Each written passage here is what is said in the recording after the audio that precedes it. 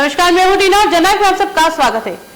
Congress party आज BJP की नीतियों के खिलाफ सड़कों पर उतर आई और कलेक्ट्रेट पर भाजपा के खिलाफ जमकर प्रदर्शन किया। कांग्रेस जिला अध्यक्ष रविंद्र त्यागी और कांग्रेस नेता शिवकांत नंदवाना के नेतृत्व में बड़ी संख्या में कार्यकर्ता कोटा कलेक्ट्रेट पहुंचे और नारेबाजी करते हुए विरोध प्रदर्शन किया। इस दौरान कार्यकर्ताओं और पुलिस के बीच में झड़प भी हुई। कार्यकर्ताओं ने बैरिकेड्स लागने का प्रयास किया। कोटा कांग्रेस के जिलाध्यक्ष रविंद्र त्यागी ने कहा कि मोदी जी झूठ बोलकर देश की जनता को गुमराह कर रहे हैं। मोदी जी 2014 में पहली बार प्रधानमंत्री बने थे, तब उन्होंने हर साल 2 करोड़ रोजगार देने की बात कही थी। उस गारंटी का क्या? वही प्रदर्शन की अगुवाई कर रहे कांग्रेस नेता शिवकांत नंदवाना ने कहा कि किसानों को गेहूं की फसल का उचित समर्थन मूल्य नहीं मिल रहा है। बेरोजगारों को सरकार के वादे के अनुरूप नौकरियां नहीं दी जा रही। देश में नारी शक्ति पर आज भी अत्याचार हो रहा है। भारतीय जनता पार्टी का जिस प्रकार से कार्यशैली रही है 2014 से, जब से नरेंद्र मोदी जी का केंद्र में प्रधानमंत्री बने हैं, चुनाव के पहले जिस प्रकार से उन्होंने झूठी बातें इस देश की जनता के साथ करी। उन्होंने कहा कि हम काला धन लाएंगे, 14 लाख रुपए 15 लाख रुपए हर व्यक्ति के खाते में जमा कराएंगे। इस प्रकार से तब से लेके आज तक वो झूठ बोल रहे हैं, वादा खिलाफी कर रहे हैं। अभी कुछ दिनों से वो गारंटी शब्द उन्होंने हमारे अशोक गहलोत जी से पकड़ लिया और वो गारंटी देते फिर रहे हैं। हमने आज विरोध प्रदर्शन इसलिए किया कि विधानसभा चुनाव के पहले उन्होंने वादा किया था कि डीजल पेट्रोल के दाम हम कम करेंगे राजस्थान में चुनाव के बाद, लेकिन कल पेट्रोल एसोसिएशन का दबाव बना, कांग्रेस का दबाव बना, तब मुश्किल से 2 रुपये 3 रुपये उन्होंने कम किए। किसानों को 2700 रुपये क्विंटल गेहूँ खरीदने की बात करती है समर्थन मूल्य पर, 2400 रुपये में किसानों का गेहूँ खरीदा जा रहा है। ऐसी तमाम गारंटियाँ जिनके लिए वादा खिलाफी इन्होंने कही, इसलिए हमने आज प्रदर्शन रखा। जब वो बात करते हैं एक देश एक संविधान, एक देश एक चुनाव, तो एक देश और एक पेट्रोल की कीमतें क्यों ना हो? आप पंजाब में देखो 87 रुपये 14 पैसे लीटर डीजल है, राजस्थान में 90 रुपये ऊपर पैसे है, हरियाणा में 87 रुपये 40 पैसे, यहाँ 90 रुपये ऊपर पैसे। ऐसा क्यों? डीजल के दाम से बेवकूफ़ बनाने के लिए उन्होंने किया है।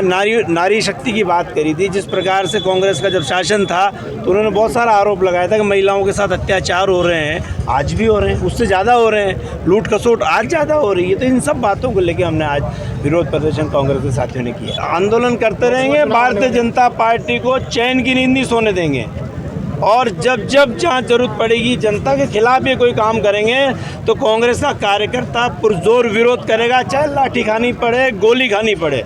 कांग्रेस का कार्यकर्ता किसी के साथ अन्याय नहीं होने देगा। भारतीय जनता के नवनियुक्त शहर जिला अध्यक्ष राकेश जैन पहली बार मीडिया से रूबरू हुए। उन्होंने लोकसभा चुनाव से पहले बीजेपी की उपलब्धियों को गिनाया और उन्होंने कहा कि लोकसभा चुनाव होने में अब कुछ ही दिन रह गए हैं, लेकिन अब तक कांग्रेस को अपना प्रत्याशी नहीं मिला है और यही बीजेपी की जीत है। वही कोटा बुद्धि सीट से बने प्रत्याशी ओम बिरला को बीजेपी का गौरव बताया। उन्होंने कहा कि कल ही भाजपा ने पेट्रोल डीजल के दामों में कटौती की है। इसके साथ ही पेपर लीक मामले पर भी बीजेपी सख्त है। उन्होंने ये विश्वास भी दिलाया है कि इस बार भी कोटा बुद्धि सीट से बीजेपी ही जीतेगी। डबल इंजन की सरकार है, महंगाई से राहत जो मिली है आपको। आज आपने पेट्रोल डीजल लिया होगा, कल की रेट में आज की रेट में 3 रुपये 60 पैसे पेट्रोल में, 3 रुपये 40 पैसे डीजल में कमी हो गई है। ये डबल इंजन की सरकार का संकल्प है। बिजली के ऊपर जो हम काम कर रहे हैं, निश्चित ही बहुत जल्दी आपको सस्ती बिजली मिलेगी। सौर के मामले में सोलर ऊर्जा को पीएम जी माननीय मोदी जी ने बहुत बड़ा संकल्प लिया है और हर घर सोलर होगा। उसके माध्यम से बिजली निर्बाध आपूर्ति मिलेगी, कम रेट में मिलेगी। आम आदमी किसान अपने घर में बिजली का सोलर लगाएगा, खुद भी उपयोग करेगा और उससे विक्रय करके अपना व्यापार भी चला सकता है।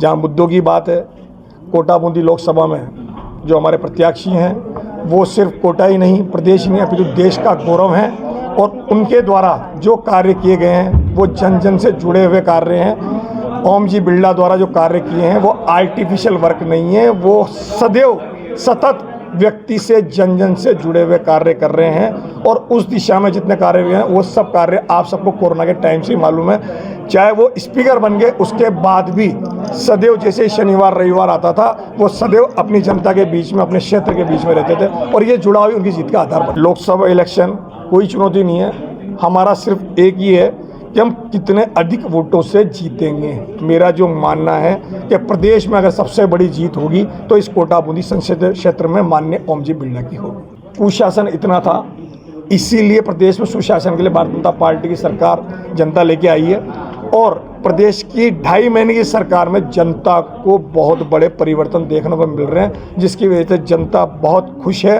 और वो सारी खुशी आगामी आने वाले लोकसभा चुनाव में मतदान करते वक्त प्रदेश क्षेत्र की और प्रदेश की और देश की पूरी जनता उन वोटिंग मशीनों पे जब भाजपा का बटन दबाएगी, कमल के फूल का बटन दबाएगी, उस आवाज़ से पूरे देश में पता लग जाएगा कि वास्तव में भारतीय जनता पार्टी के कितने लोग चाह रहे हैं। अगर त्यागी जी से मैं निवेदन करूंगा, अगर वो एक भी प्रमाण ऐसा दे दें, वहाँ तो स्थिति ये है कि हमारे पास इतने लोग आने को लालच बैठेंगे, हम मना कर रहे हैं क्योंकि कांग्रेस में कुछ बचा ही नहीं। कांग्रेस में है क्या कोई नेता? आप बता दो भाई मेरे को। कांग्रेस तो नेतृत्वहीन पार्टी है, जहाँ पे जो भी रहेगा वो उसका क्या होगा, मैं आप मीडिया है तो मैं नहीं बोलना चाहता, पर कांग्रेस डूबती नाव है और उसमें कोई नहीं रहना चाहता। सब ये चाहते हैं कि भारतीय जनता पार्टी में अगर रहेंगे तो हमारा राजनीतिक भविष्य, जनता के साथ जुड़ाव, कार्य करने की क्षमता, कार्य कर पाएंगे, ये सब भारतीय जनता पार्टी में हो पाएगा, क्योंकि भारतीय जनता पार्टी ही एक ऐसी पार्टी है जो कार्यकर्ताओं को सम्मान देती है। कांग्रेस में आपको मालूम होगा, हमारे यहाँ के भी बहुत बड़े मंत्री रहे हैं कि वहाँ से मिलने के भी टोटे होते थे, और यहाँ हमारे इतने बड़े लोकसभा अध्यक्ष जैसे पद वाले व्यक्ति से भी आम आदमी तुरंत मिल लेता था। ये उनकी सुलभता थी, इसीलिए। वहीं दूसरी ओर राधा कृष्ण समिति तलवंडी की ओर से 17 मार्च रविवार को भव्य संकीर्तन आयोजन किया जा रहा है।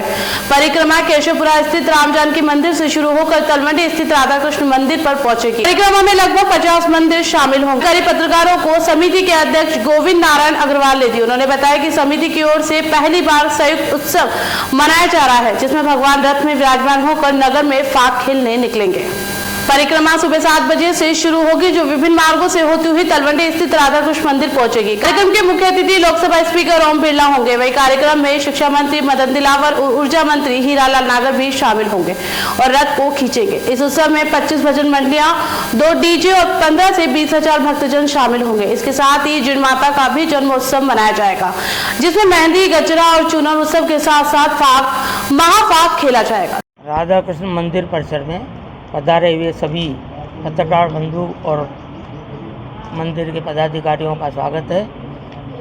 फाग परिक्रमा, फाग महोत्सव, पहले अकेला एक मंदिर राधा कृष्ण मंदिर बनाता था, लेकिन इस बार राधा कृष्ण मंदिर की पहल पर 50 मंदिर इसको मिलकर संयुक्त रूप से इस प्रोग्राम को मना रहे हैं, फागोत्सव मना रहे हैं। इसके लिए सारे मंदिरों में उत्साह है और लोगों में भी उत्साह है, और हमें उम्मीद है कि ये सनातन धर्म के लिए, हिंदू समाज के लिए ये एक प्रेरणा का विषय बनेगा।